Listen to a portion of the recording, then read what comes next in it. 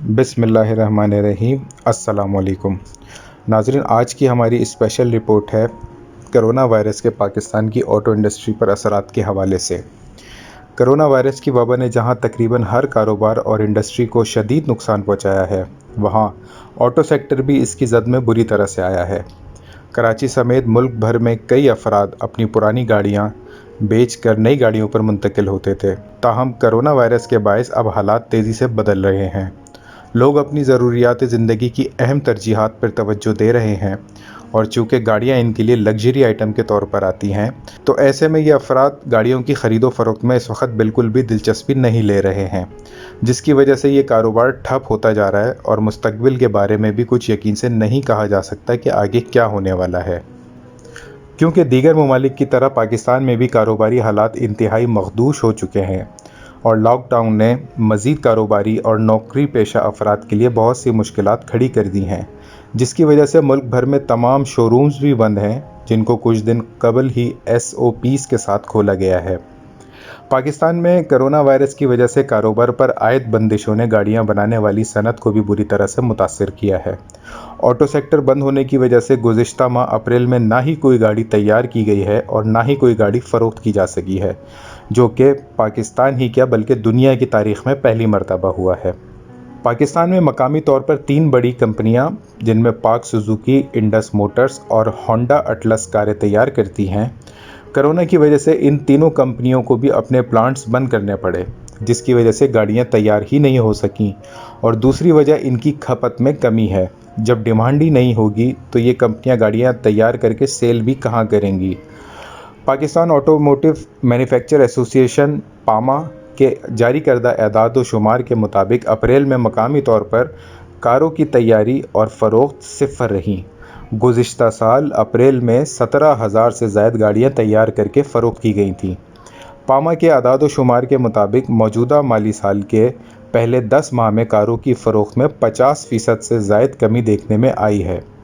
ये कमी किसी ख़ास गाड़ी या मॉडल की फ़रोख्त में नहीं, बल्कि तीनों बड़ी कंपनियों की कारों की फ़रोख्त में देखने में आई है।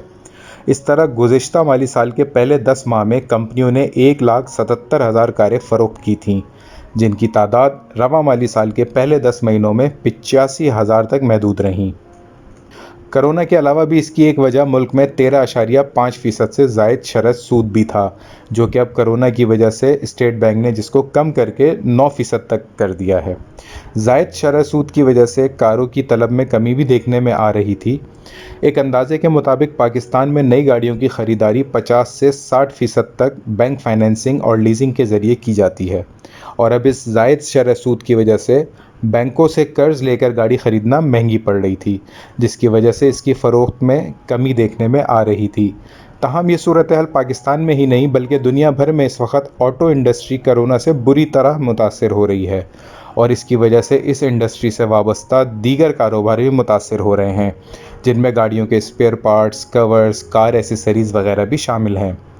एक अंदाजे के मुताबिक इस वक्त इस इंडस्ट्री से बराह रास्त तकरीबन 5 लाख से ज़्यादा अफराद वाबस्ता हैं, जिनका माश इस वक्त ख़तरे में पड़ा हुआ है, और इन कंपनियों को अपने मुलाजमिन को तनख्वाहें देना मुश्किल होता जा रहा है। इन्हीं कंपनियों से वाबस्ता सेल्स और मार्केटिंग के अफराद भी हैं, जो डीलर्स के साथ मिलकर गाड़ियों की फ़रोख्त में अहम किरदार अदा करते हैं।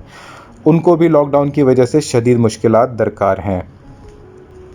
मुल्क में कारों की फ़रोख्त ईद के सीज़न में भी मुकम्मल तौर पर गिरी हुई नज़र आ रही हैं, जबकि अमूमन इनकी फ़रोख्त में इस सीज़न में इजाफ़ा देखने में आता था, और ईद से 1-2 माह कबल ही नई गाड़ियों की बुकिंग करा ली जाती थी। ताहम इस साल ईद से 2 माह पहले ही लॉकडाउन की वजह से कोई बुकिंग नहीं हो सकी।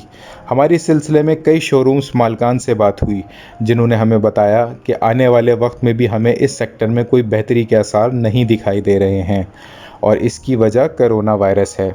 जब तक कोरोना वायरस की वैक्सीन तैयार होकर मार्केट में नहीं आ जाती, और जो इससे अब तक की तबाही हो चुकी है वो रिकवर नहीं हो जाती, और लोगों के पास रोज़गार और कारोबार वापस से अपने पुराने ट्रेंड पर नहीं आ जाता, तब तक कोई बेहतरी की उम्मीद नज़र नहीं आ रही है।